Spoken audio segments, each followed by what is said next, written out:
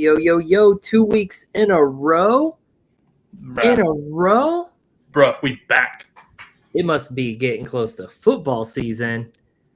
Oh, and everyone's so lucky to be watching us and enjoying our great takes. They are the best in the biz. I mean, Yeah, I don't know. Nobody's perfect, but we're right more than we're wrong. We can say that. That's a fair statement. Yep. We'll go with that. Sure. Anyways, it's the week of the Fantasy Football Expo, so I'm wearing last year's shirt. We'll be out there in 2 days. I know, that's wild. Now you can't really see it. Let me get a little closer. You see that? Look at who the sponsor on that is. Well, that's Fantasy Football Advice Network, the headline sponsor. Oh my gosh!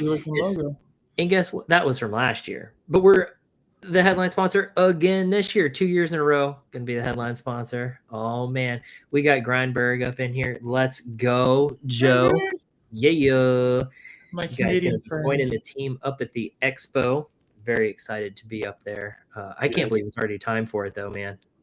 Dude, it just all of a sudden it's expo time. Like, it's crazy. It's scary. Snuck up on us a little bit. I tell you what the difference was this year though. Usually in the off season, there's not that much exciting stuff going on. That's fair. This year, with the Thunder playing so deep in winning the championship, it made the football off season pass by way better and way quicker than most off seasons. True. Yeah, we're usually done watching basketball in April, so getting 2 more months of basketball cut that no football season down in half, which is lovely. Kyle, I'm gonna let you pronounce how you think this would be pronounced. Best FFCK and crew. Yeah. Or the best FFCK crew. There you go. Yeah, that's the YouTube way of saying it. I like it. That's how you say it on national broadcast television without getting bleeped. Oh, what? Yeah, that's true. Yeah, time usually moves faster when you're old. Shut up. That's also a very fair. That is true. Yeah. True. I'm pretty sure I'm one of the oldest ones on the network, right? Like. Yeah, I think so. So I'm bringing my fast timeline. I'm pulling all of you through it. I apologize. Yeah. Unfortunately, I think I somehow have more gray hair than you. Oh, I know why. It's because I'm married with a child. So yeah, I have more gray hair than you. But yeah, I don't have that much gray hair on my head. But if this grows out at all, old man, huh? Gray everywhere. Old man. Good. Yeah. Good to know. Okay, so to football, because I'm sure people want to talk about football. But speaking of people with a kid, poor Joe has a youngin. Kyle, you got to decide what your grandpa name is going to be. Well, the good news is I don't have kids, so I won't be a grandpa. But if I was, I'd probably go with Pappy. or Pappy. Go with the Spanish or the English version. Either way, Pappy, Poppy. That's a weird choice. Sounds like you've thought about this. Pappy is actually not really. That's just the first thing that came to mind. Pappy is just because it literally sounds like an old person grandpa name. That's fair. That's from fair. Like Little House on the Prairie days. Hey, Pappy. Yeah. No love. We got Albert in the house. As always. I love it. Albert has that notification bell set. 100%. Guys, if you don't have the notification bell set, hit that notification bell so you can see every time we go live. And like this video, share it, whatever, drop a comment. Let's go. Let's get into some fantasy football. All the things. Do all Happy the Van Kyle over here. I love it. I love that reference too. Happy Van. It's because of the shrill. Celebrating. We got the expensive stuff. All right, Kyle. I know you wanted to talk about something/someone in particular tonight. Yeah. In general. Yeah. I felt like a tight end centric combo would be interesting. Yeah. More specifically, as everyone could tell from our thumbnail, I'd like to talk about Mark Andrews to begin with. How are we feeling about him this year? And where are we drafting him compared to other tight ends? Because last year, of course, everybody was super disappointed, especially early in the season.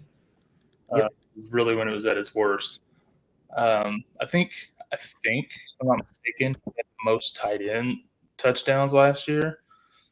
Still finished, I think, right at 10th in tight end rankings. 6 in the one I'm looking at. Oh, was he? I didn't think he was that high. Either way, he finished as a top 10 guy. The yards were trash. The touchdowns were there. Do we think he bounces back? Do we think he – first of all, I guess, do we think he's in decline?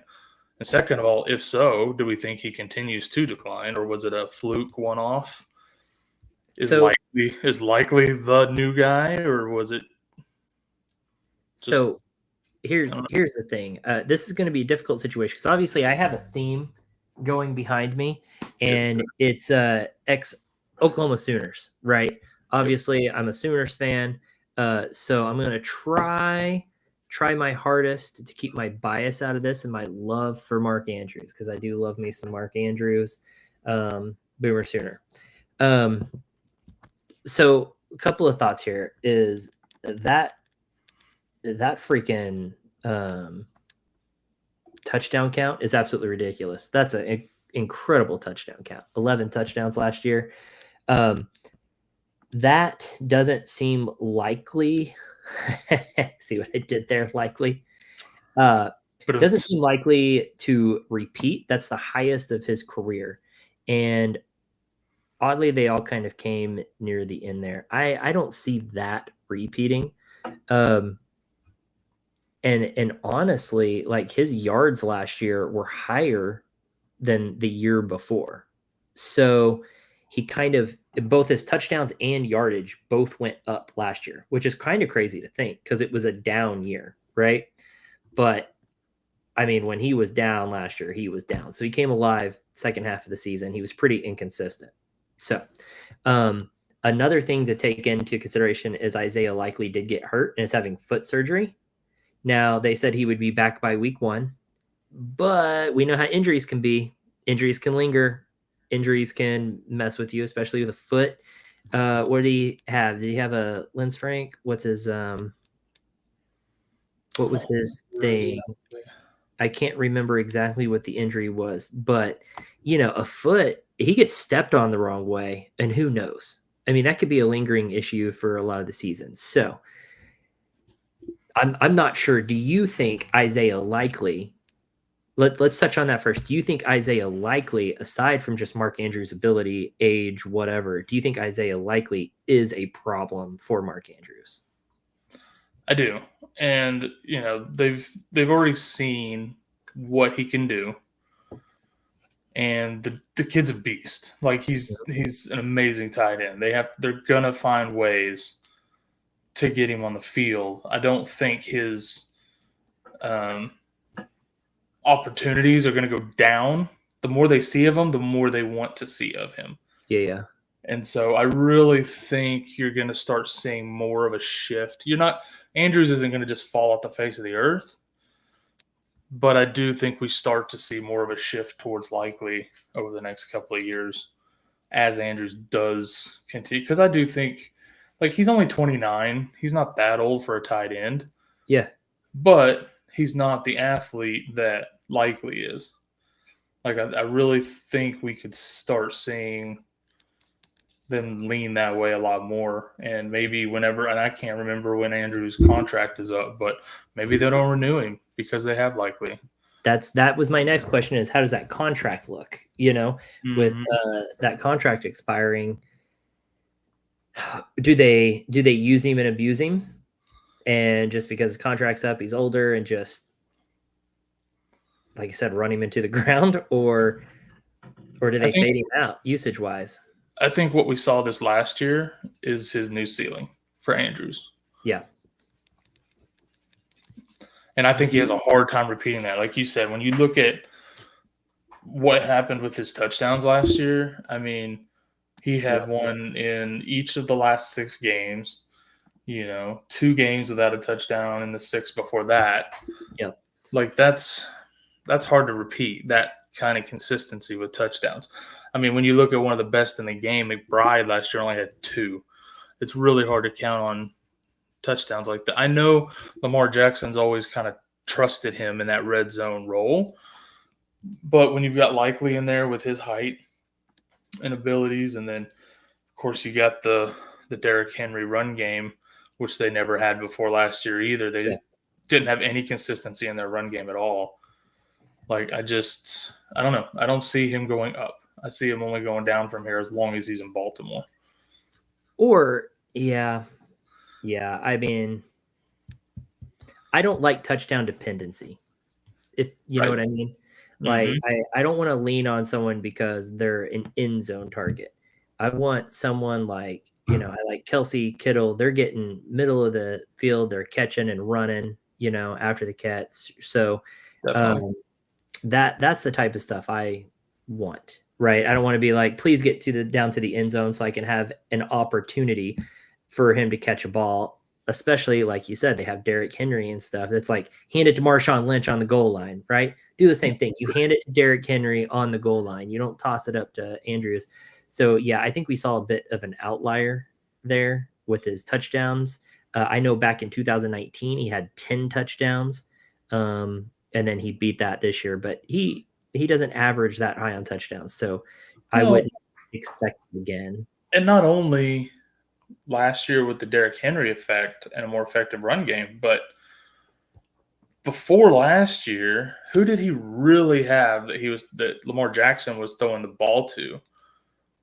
Yeah, like he was Baltimore. Rashad Bateman. Like he was the number one receiver in that offense for a number of years. Yeah. Now they've got Zay Flowers. Bateman's finally staying healthy and playing well. They just added D-Hop this offseason. Yep. Like there's weapons there where they can spread it around, and not to mention Likely. Yeah. Who you're going to see a lot more of. So the spread around targets, the better run game. Andrews aging a little bit, and then wanting to see what they got in the young kid Likely. Like, yep. I don't see him going anywhere but down from here. No, I agree with that. Okay. So it sounds like we're not super high on Andrews like we used to be. I would not draft him inside the top 10 tight ends. Okay.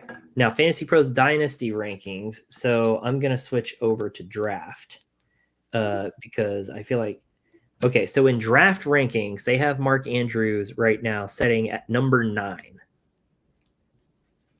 Now, here are some of the ones behind him.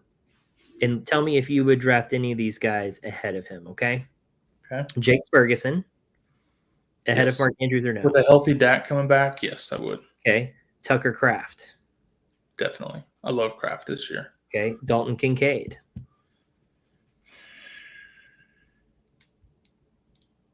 Yeah, I would. Because they don't have like a stud number one receiver. Yeah. Like okay. I think, and I know I said this last year, and this is kind of Kincaid's last chance for me to like really step up and be that guy. But before he's the next Kyle Pitts. Exactly. Like he should be their number one receiver on that team. Agreed. Okay, Tyler Warren. Oh, rookie tight ends are tough. No, I wouldn't do that. Okay, Dallas Goedert. I would take Goddard. Okay. Kyle Pitts. Kyle Pitts is dead to me. Yeah, good call. Okay, that's as far as – okay, how about this strange one? Brenton Strange. I think I'd stick with Andrews there. Okay. But it's close. Strange looked good in action last year, but they got Travis Hunter now. Okay. No, I'm not. The ultimate question here, Isaiah Likely. I would take Likely. Oh, you would take Likely over Andrews. I would take Likely over Andrews. I really think they want to get that kid the ball as much as possible. Okay, so what you're telling me, though, is that Andrews is at number 9 on this list. Too high. Yeah. So you would move – okay, that's not true. You wouldn't move Isaiah Likely up into your top 10. You would just move Mark Andrews way further down because you said you would take Ferguson, Kraft, Kincaid over him. Yeah, no, I do think they have likely ranked too low. Yeah. Like, Okay. I would move him up, but I would move him up, like, just over where they got, like, Henry. Okay. And then I would probably move Andrews just below that. Okay. I'd probably move Loveland around a little bit. But for the most part, yeah, I would just almost like in chess when you castle your king, it'd be kind of that same thing. Bring him like this and then just bump likely right above him. Yeah. Do you think that they're going to use likely as in, because they move him around the formation kind of almost out into wide receiver sometimes, have both tight ends on the field at the same time, things of that sort. So do you think that makes likely a sexier pick and more intriguing, I guess you'd say? Definitely. Yeah. I think it gets him involved in the middle of the field more. Yeah. I really think like Andrews is the go-to, like, okay, we have to have a first down or we have to have a touchdown here kind of thing. Yeah. But I don't think he's going to be running that kind of robust route tree that we would expect to see from likely. Okay, I'm going to keep beating a dead horse here. I know we've been on this for a long time, but this is a serious question that people have to answer. Is what is Mark Andrews this year? What is his value? What is Isaiah likely? Things of that sort. So I'm going to play a little devil's advocate here at the same time and say that I know we said there's more receiving options, but I'm also a firm believer in quality over quantity. Okay, so he might be getting less targets, but is he getting better targets because the field is more spread? The defense has to respect more targets. And so maybe Andrews is going to have better opportunities than before because of D-Hop, Zay Flowers, maybe likely spreading out that defense a little bit more. It depends on a couple of things, though, because one of those options plays the same position.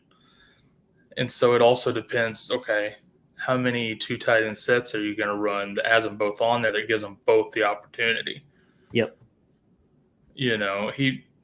When he's on the field, sure, the targets will be better quality, but is the number of snaps that he gets going to go down? That's true. I think it could. Yeah, I'm looking to see what his snap percentage was last year. Actually, I'm going to look up likely too. And we're just looking at likely was around, he probably averaged around 60 to 66%, it looked like at the end of the season, right? The final 4 games. And it looks like more of an average of around 70 for Mark Andrews. So they're getting some pretty good shared snaps, where they're both on the field at the same time. Yeah, because they're both 60s and 70s, So they're running that sort of package. So I don't know. That's going to be an interesting offense. That's a really tough one. I don't know. It will be. And honestly, either one, whether it's Andrews or likely, is going to be a fairly risky tight end pick if that's your tight end one. Yep. I am not to the point where I'm taking likely over Andrews yet. That's not me. I can't do that yet. But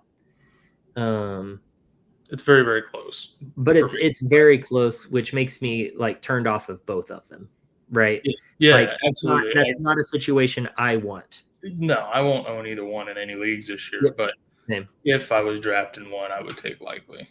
And if you're in Dynasty, you're taking likely over Andrews all day. So all day, yeah. Yep, absolutely. All right, let's move on from that situation. I feel like, God, that took us 15 minutes, but I feel like that is, again, it's a question that people are going to be asking themselves when they're drafting is, am I taking Mark Andrews? Do I trust him? And once you get out of that top 4, the clear top 4, it gets a little bit tricky in the tight ends. It does. Scary. It gets kind of scary in there. Because I love Njoku and stuff, but that quarterback situation scares the hell out of me. Exactly. And I love Kraft. I love Kraft this year. I love his talent. I like the potential for him to be involved in that offense because Love has already talked about it and how much he wants to keep him involved and stuff. But At the same time, the Packer offense has not always been tight end friendly. So nope. There's a lot of risk with every player. I mean, Evan Ingram, same thing. Yeah. I love him this year in that offense, but he could just not live up to it. I mean, we haven't seen it done in that offense yet. A little bit risky. Yeah. So, okay, just sticking on the tight end here before I go to that. You said outside of the top 4, it gets a little risky. So your top 4 are going to be Bowers, McBride, Kittle, and Hawkinson? Laporta. Okay, then you get into your question mark. In that order, yeah. Yeah. So then you get into your question marks of Hawkinson, Kelsey, and Ingram and stuff. Like, so you're putting Kelsey in a question mark still too. Kelsey's a little bit tricky. Hawkinson. He was a little, Kelsey was a little hit or miss that last year. I feel like they're going to get some of those receivers a little more involved this year. Yeah. Rashee Rice hopefully won't get sniped by his quarterback in the knee. Yeah. Things like that, Hawkinson, the risk there for me is brand new quarterback. Yes. And just not knowing. Now, the first 3 games of the season with Addison out, I love him. But after that, it gets tricky because Addison played very, very well last year. Agreed. So yeah, he played very well. He's going to draw a lot of targets. So, again, just a little bit of a question mark there. Okay, let's move off of that. Let's get over to Spock, who's waited very patiently over in the chat. Much appreciated. Sorry that took so long, but I wanted to get through that conversation really quick before getting to your question here.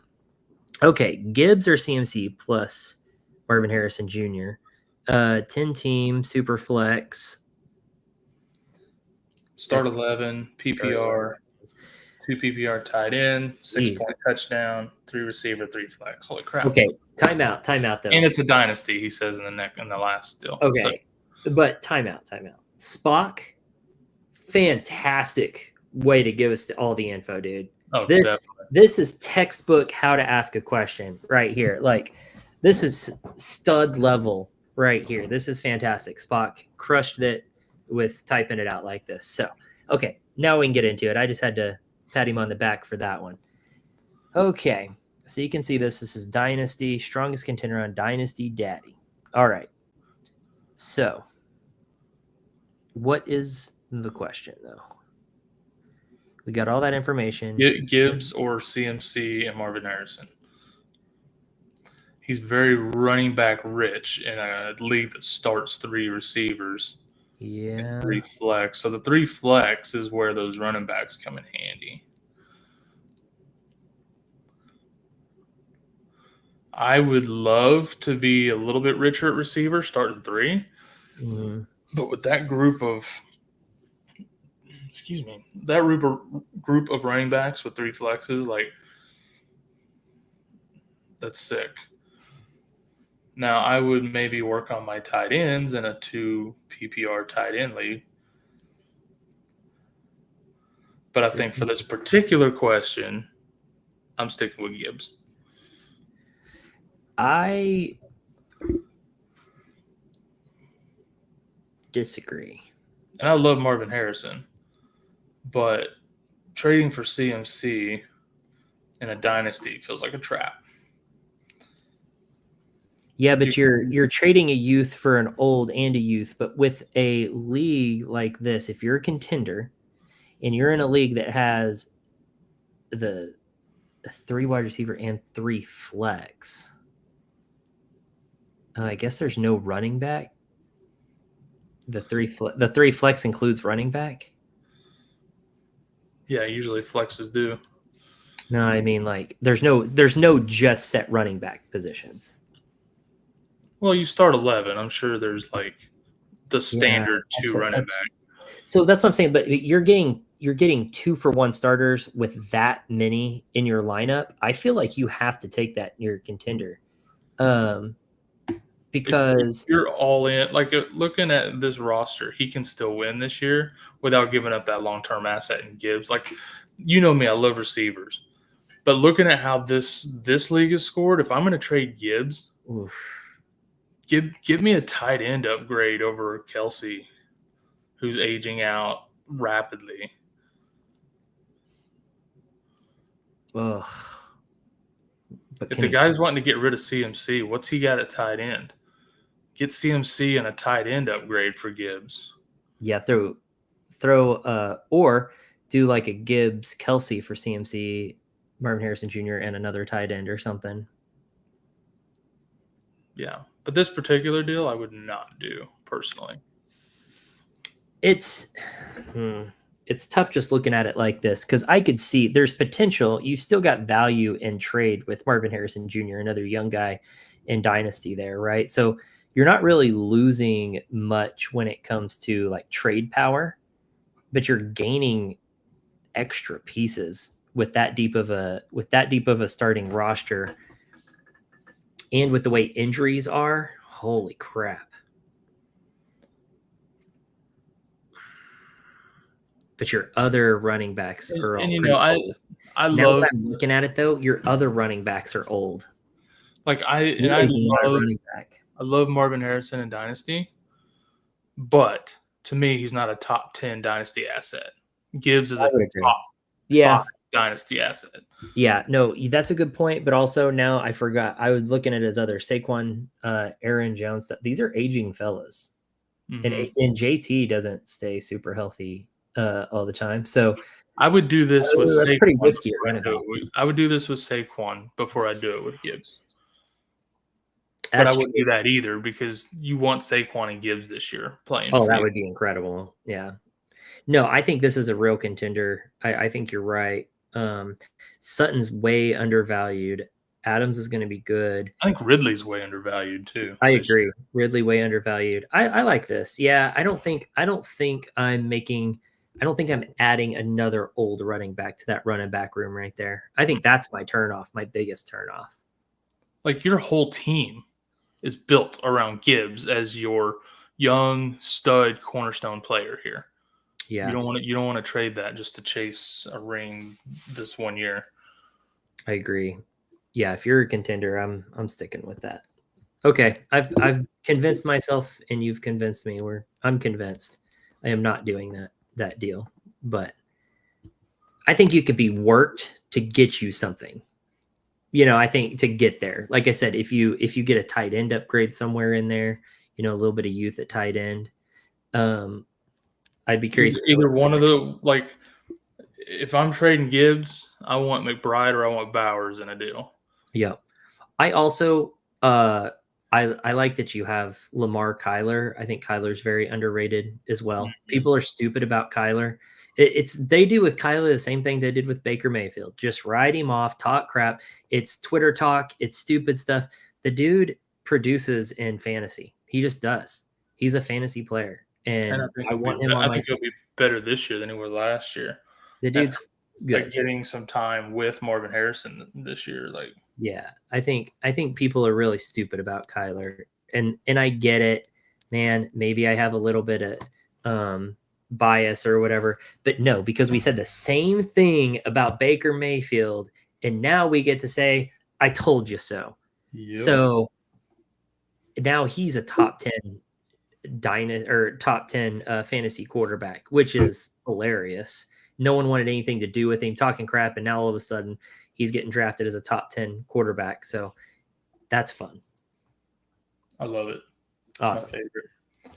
I wish I hadn't taken him until he was 30 years old to be able to get a chance to do it. So he could be a top 10 dynasty tight end or quarterback. But, It is.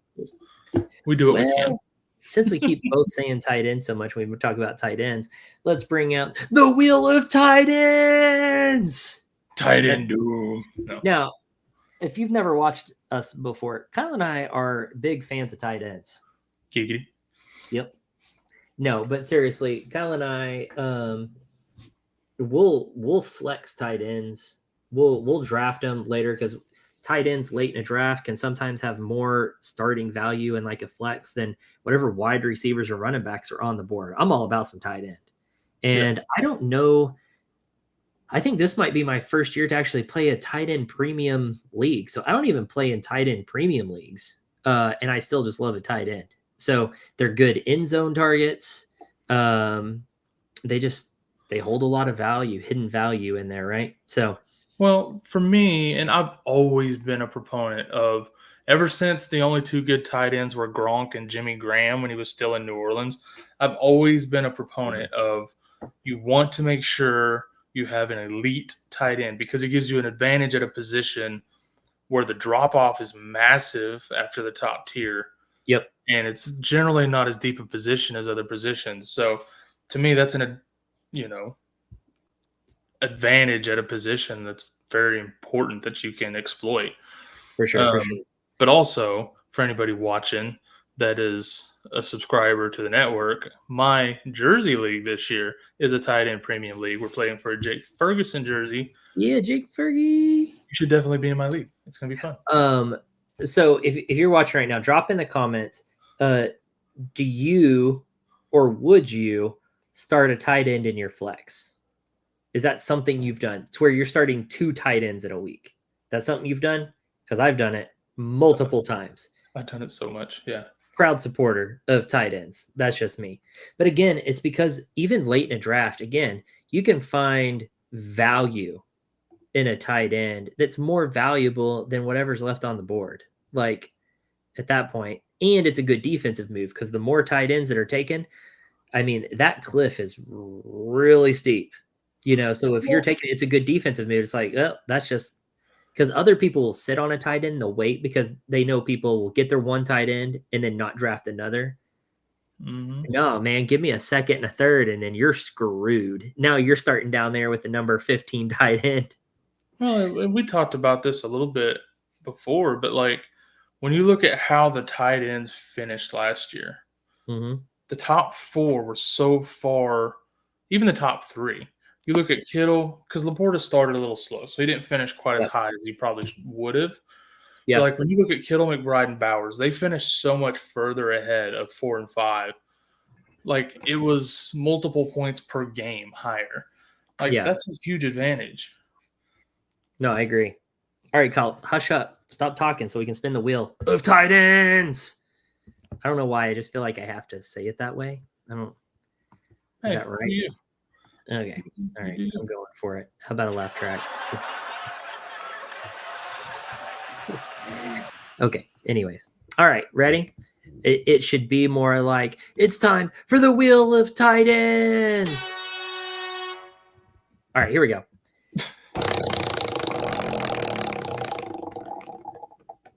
First one is going to be Goddard. All right. Interesting. All right. That's an interesting one to talk about. It is. And another. If it lands on Goddard again, I'm going to be so upset. Almost Njoku. Njoku and Goddard. I like the conversation. All right. Talk about Goddard first, since that's the first one we landed on. What are your thoughts on Goddard this year? So this is a would you rather situation for those of you watching. Goddard and Njoku, which one would you rather have? So let's have a conversation about that. You can drop in the chat which one you would rather have. And if you change your mind along the way, chat that again. Okay, Kyle, what do you think about Goddard this year? I like Goddard as a player. I don't like him as an Eagle, but I do like him as a player. And jokes on him. His name's Dallas. But you know what? I never even thought about that, but that is actually hilarious. I'm just saying. But no, so for Goddard, he's getting a little up there in age, but when he's healthy, and that's the key. Yeah. Because he has had some injury issues over his career. When he's healthy, he's a tight end 1. Now, he's more elite when one of the other receivers is out, but he still produces even when they're both there. Because I remember, was it last year or the year before? I can't remember. Everything blurs together up here sometimes. Oh, 100%. When Devontae and AJ were both missing at the same time for a few weeks, and it was like, okay, he's going to eat. And he did. But then when they came back, he continued to produce. Not quite the same level, but he was still getting stuff done. And, that's kind of been the story of his career. As long as he's healthy, he produces, he's safe. The only thing, he's safe to start, I should say. The only thing I would say is if you're drafting him, you're going to need a decent backup tight end because you're probably going to end up playing him a pretty good chunk of the season.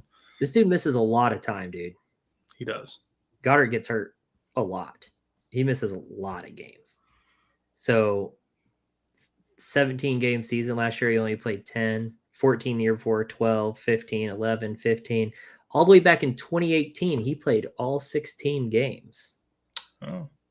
So he really outdid himself. In 2018, his first year in the league, he played all games, and then that was it. So he was a healthy rookie, and then never again. Yeah, really, really bad. So, but his finishes overall have still, even with that, been starting from 2018, 21, 10, 21, 11, 12, 14, and then this last year where he only played 10 games, 28. So he's still finishing some of those like in the teens when he's missing multiple weeks due to injury. So I don't know, man. I think you're right. I think he produces quite a bit. And this is one of those situations we were talking about earlier with Andrews is there's a lot of mouths to feed there, right? Mm-hmm. Now, is this feeding more into my theory where there's quality of targets, so he's still able to produce? Who's the number 2 tight end in Philly? Oh, it's exactly. It's Calcaterra. That's right. I was like, it's a Sooner. I was trying to think of his name, but I was like, it's a Sooner. But he's nowhere near an Isaiah Likely. Yes, that's true. But I'm just saying, I'm just throwing that out there. Anyways, the good thing I like about Goddard is he's not touchdown dependent. This dude, the most he's ever scored in a season back in 2019 is 5 touchdowns. He averages closer to 3. He gets about 3 touchdowns a year, and he's still finishing pretty high up there. So I think he produces well. He doesn't stay healthy, but we know his entire offensive situation. We know who his quarterback is. We know he has rapport. We know that offense is going to be in scoring position often, which is also a big bonus. Yes. Okay. Also, Spock, you're very welcome, man. You're welcome. So yeah, definitely. Thanks for rocking with us tonight, man. Yeah, I appreciate you, Spock. Also, again, way to type that out, dude. You crushed it on that question so that we could answer it. Even though I get a little confused, Kyle got it. So we need to have him give like a seminar on how to give. Okay, here's the setup of my league. Now here's my question. No joke. Yeah, it's so many times with questions and we have no information, and we have to ask like, is this even PPR? Is this a 2 QB league? Like, it's so hard because all that information matters. Context matters. It matters. Situations are situational, Okay. Yes. You haven't heard that in 8 months, last year. Yeah, you're welcome. Okay. So now that we've talked about Goddard, the second one on the list is Njoku. Yes. Thoughts? And I freaking love Njoku. All right. I love to watch him play. The kid's a freak. He has also had some issue, although not quite to the extent, I feel like, of Goddard with getting banged up. Yes. The 2 main differences for this year, the 2 main differences between the 2. One, Njoku's targets last year were freaking nutty. All right. They were slinging it to him constantly. The last 2 years. Which I think could happen again because they've still only got, Tillman and Judy, who I'll always say, Steve Smith Sr. said is a tier 3 receiver. So they don't have like truly elite targets. This kid's elite. They're going to get him the ball. The downside is who is throwing that ball. Yep. He doesn't have a Jalen Hurts slinging it around. He doesn't even have a Jameis Winston coming back to sling it around. Like, it's going to be, unless one of these rookies between Gabriel and Sanders can really put it all together during camp, like, I think he's going to struggle to get decent targets this year. Do I still think he is going to produce? Yes. Do I think he's going to produce to the level he has the last couple of years? Maybe not quite. I'd still draft him over Mark Andrews. Okay. Question though. Does a rookie quarterback coming in that has some less experience and stuff find him to be a safety blanket? Sometimes I think he will. Tight ends get that role sometimes, right? That's the quick dump off. That's the hustle play. And when you got someone the size of Njoku and the athleticism of that, he can really become that dump off quick pass player and that little safety blanket for a rookie quarterback. No, I 100% agree with that. And I think we'll see that with whoever the quarterback is. The difference is that typically results with rookie quarterbacks, it results in more frequent but shorter targets. Yeah. As opposed to the downfield ones he was getting from Jameis, streaking down the field. And probably fewer touchdowns. I don't think he had that many touchdowns anyways. No, I mean, around he had 5 touchdowns last year. 5 touchdowns is probably his cap again. Yeah. But, I think he'll get more points in PPR catching the ball than he will yards this year. I agree. I think his targets are going to be high. Man, looking at that 2023 season, 123 targets, 81 catches, and 6 touchdowns. Good Lord. And he still only finished the 6th overall. But this dude is... If he had an elite QB, think how much better even that could have been. Like, oh, yeah, he still had Baker Mayfield throwing to him. Like, it's just he needs to go somewhere that focuses on the QB. Like, put David Njoku swapping spots with Travis Kelce and see if he don't go nuts. Oh, man. Absolutely nuts. Because as good as Kelce is, he's still a big, lumbering white boy. This guy is a freak. Yeah. He plays like a wide receiver. In Kelce's, I don't know if it's really a defense, but Kelce does good in that offense because he knows how to find a hole, and Patrick Mahomes knows how to find him in that hole. That I think is more of a chemistry and rapport. So I know, and because Kelce used to be really dangerous after the catch, he's not as dangerous after the catch anymore. But I feel like it's more of a chemistry and rapport type thing that they have going that makes Kelce more dangerous than he probably should be. That's fair. It's kind of like when you have Romo and Witten together. Witten probably wouldn't have been there as good without Romo throwing it to him because they had that chemistry. But think about David Njoku having the same way in Dallas though with Dak.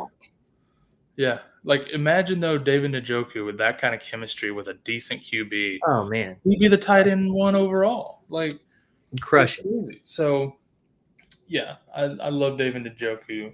I love his talent. I don't like his QB situation. Yeah, I agree. And unknowns are very difficult for me to go with. I am a safe fantasy player, which sounds silly, like because I'm on here analyzing and looking at things, but I'm a safe player, right? The surest thing you can get, which makes sense. I don't value rookie draft picks in Dynasty because I don't know where players are being drafted to. Like a good running back can go to the wrong situation and be crappy, right? Or look where all the rookie wide receivers landed this year. Yeah, it's a horrible year for rookie wide receivers. Yeah, Tet's the only one who got like a great landing spot. But tons of running backs landed in fantastic positions. Yep. Tight ends landed in really good positions this year too. So I would rather like collect players, and then once I know how somebody is, I'll pay a little bit more for that player down the road. Though that's also not true. That's a whole different conversation. We'll get to that in a second. We'll talk about some dynasty here in a second, maybe, because we got time. So going with Njoku versus Goddard. Let's vote. We'll do our old school voting way. 1, 2, 3, vote, right? And we'll hold up a 1 for Goddard and a 2 for Njoku. Do you say Njoku or Njoku? I say Njoku. I don't know if that's. I don't know which one's technically right, but I don't know either. Okay, so we'll hold up a 1 for Goddard, 2 for Njoku. We'll do just redraft first. All right. Okay. All right. Here we go. 1, 2, 3, vote. Okay, I guess I better put it in front of the camera. Yeah. Oh, there's the balloons. We're back. I don't know what's up with those balloons. We were trying to get it to do that on purpose the other night and couldn't get it to do. Couldn't get it to do it. Now we we were doing thumbs up. We were doing celebrate. We were doing jazz hands. We were doing everything. And you look, put up a 2, and it's like it brought out Amber Alert for us. Oh, maybe that's why the balloons went off. Maybe so. Yeah, she popped in. The balloons went off. It was just fantastic. So we got Amber in the house. All right. So got your new sound effects. Yeah, I like that air horn. I like that. More sound effects coming this season. I've got a little soundboard here I got to set up, and I'm gonna try to get some sound effects going to have some fun with it. Okay, so we both picked Njoku for redraft. And let's just say we're gonna both pick him for Dynasty too. So because not only is he a little bit younger, but obviously we both think barely younger. I think he's just a better talent. He's 1 year. Yeah, that's what I said. So, and he's not hurt as often. Yeah, that QB situation is going to be awful forever. So I think they're just going to lean on him so hard. Yeah. So Goddard is not only going to be hurt at some point, they just have so many other options. Whereas I think Njoku is going to become that safety blanket. I really do. I think they are just going to force feed the crap out of him, kind of like Bryce Young did with Thielen. Just force feed the crap out of it. And I think he's just going to get target after target after target. If he stays healthy, he's going to do really well. Agreed. And I don't think that changes next season. No. Whatever quarterback he builds rapport with this year that he plays with, it will just be even better next year and the year after that, I feel like. So, or whenever they draft their next quarterback. Browns have they drafted 2 this year, so they wouldn't have to draft one next year. So, dude, they got to draft a new one every year. They got to draft a new one every year. That's just the Browns way.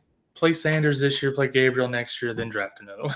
The Browns will suck this year. They'll get a top 3 pick, and they're drafting a quarterback next year. Like, let's not kid ourselves. It's either that or they'll be starting Tyrod Taylor next year or something. Well, they got Tyler Huntley, right? So maybe he'll be their starter next year. Maybe they'll be the next one to trade for Trey Lance and give him a chance next year. I just for the sake of entertainment, I'm going to run down this depth chart at QB on Sleeper here just because it's funny. Joe Flacco, Kenny Pickett, Dylan Gabriel, Shadir Sanders, Deshaun Watson, and Tyler Huntley. What kind of I think is that? Like, what I think is hilarious, and I know Watson's coming back from an injury and all that, but I love how everybody's just he's just playing out those last 2 years of his guaranteed contract, the dumbest contract in the history of the NFL, and nobody's giving him a chance to ever play it down in Cleveland again. I think that's hilarious. It's just wild, dude. What a waste. What an absolute waste. Okay, so we're both going with Njoku on both of those. Now, what was that topic I wanted to come back to? That was rookie draft picks. Was that what it was? Yep. Oh, yeah, the value, right? So I was talking about how I would come back later, right? I would rather wait and see what someone's situation is. Yeah, their draft stock as a player is probably going to be expensive, high and expensive, so you're going to have to pay a lot for them. But the asking price for first-round draft picks in Dynasty is out of control. It is, and it's funny, too, because, like, if you've got the self-control to wait until to trade, like if you've got 2026 picks that you want to trade, if you got the self-control to wait until right before the 2026 draft, you will get insane value for these picks. Unfortunately, I don't. I've already traded all the way through 2027. Yeah, I was going to say. I've got 2028 picks burning a hole in my pocket already. As they unlock, they're gone. Yeah, because people pay so much for these picks, and I'm like, I would rather have a guy who's been around a couple years that's still young, but 100%. That I know can produce. Yeah, I'll give up the picks every single time. And then you have the other end of the spectrum. We had a guy come in Scotty's league this year, traded every one of his good players on his roster for a rookie draft picks. And it was like, yeah, he ended up with most of the first round of players, but I mean, bunch of like he has a handful of potential, but we haven't seen any of them do anything yet. So it's a steep price, but I will give it to him though, like not sitting on good players to rebuild is a really good idea. Now I'm trying to pull up his team and I'm not having a lot of luck at it because I would like to point out like doing that, who he was able to get. So let me see if I can pull up his team. So I can list you the rookies that he got. Yeah, so he's got Caleb Johnson, Travis Hunter, Ted McMillan, Tyler Warren, Keyshawn Judkins, Monongai. Egbuka. Do what? Monongai, the rookie. Yeah. Guy. So, I mean, he's got a lot. I mean, he ruled that first round. It's got a lot of potential there, but yeah, it's going to be. But man, like I wish I could go back and see what he gave up to get these picks because he gave up some good players. And I mean, it could look good for the long run. But man, that's a lot of risk. You just don't know how these guys are going to do. You don't know how they're going to perform. You know, and that makes me nervous. That's not the type of play that I'll go for. That's just not me. So I don't know. More power to you. Some people just really, really, really value those rookie picks, and that's not. I just don't.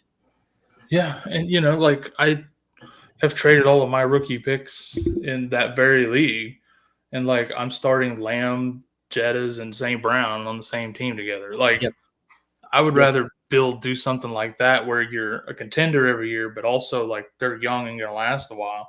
Well, so I also, dynasty wise, I play to contend every year, right? Like I can always trade players or picks to move, right? I'm always trying to make a deal. I love trading. You know, we both love trading. It's like, though, Corey and Kyle, here they come with a trade. Just sit around long enough. You're going to have a trade coming from them always. Three. And traders.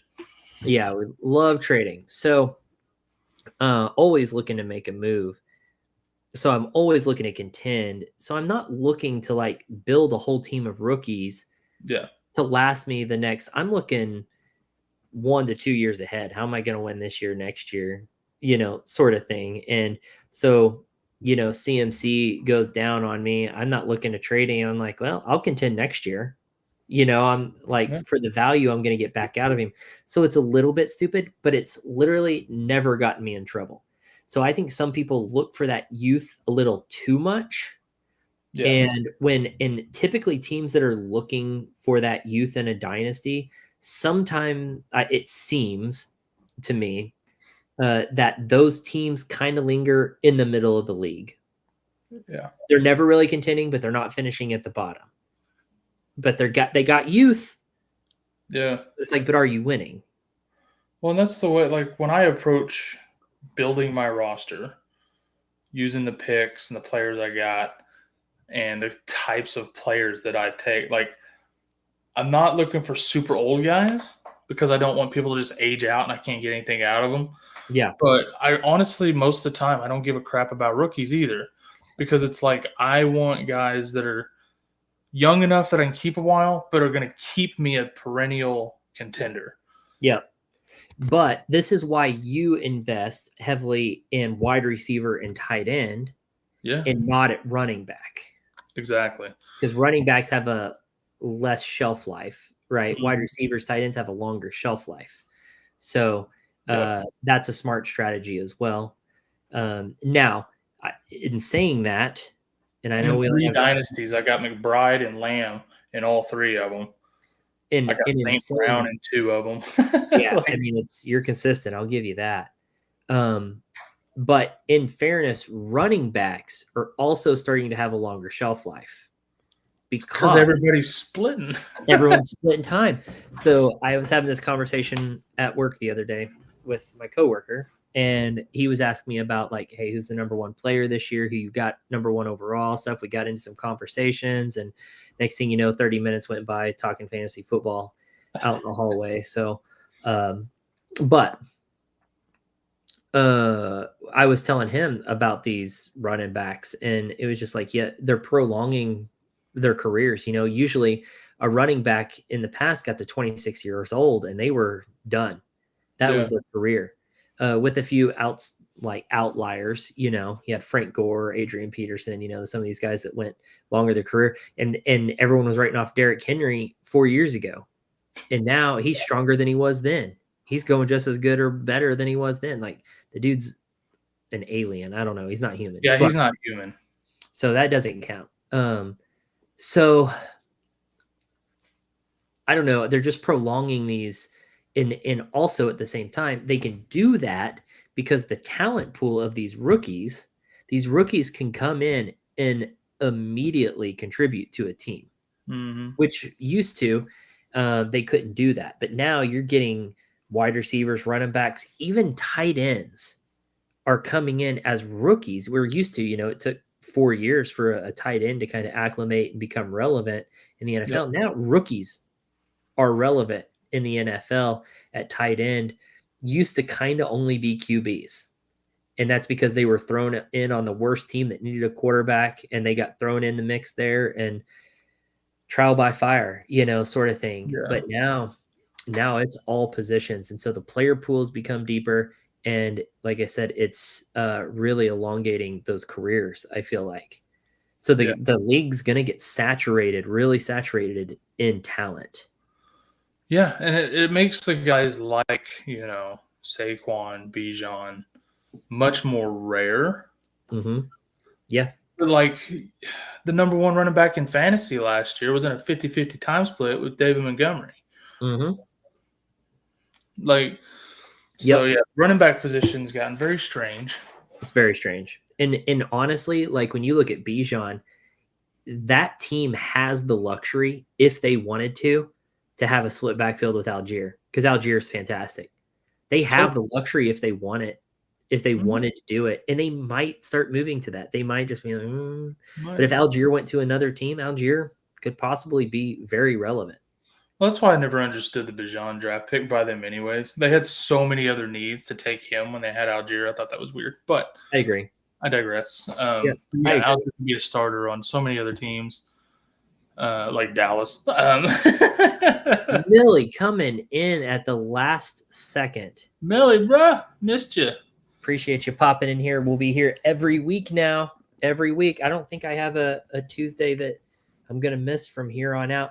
Now, next week, we will have just come in from the expo because that ends. We're coming home on Monday. So we'll be out there. Millie showed up because he's like, I'm hearing a lot of Falcons love right now. About time.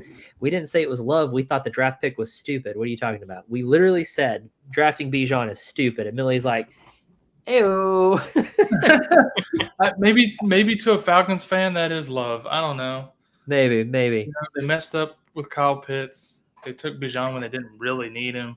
Dude, they didn't mess up with Kyle Pitts. Kyle Pitts messed up. I tell you, okay, Millie, you want some love? I'll tell you what they got right.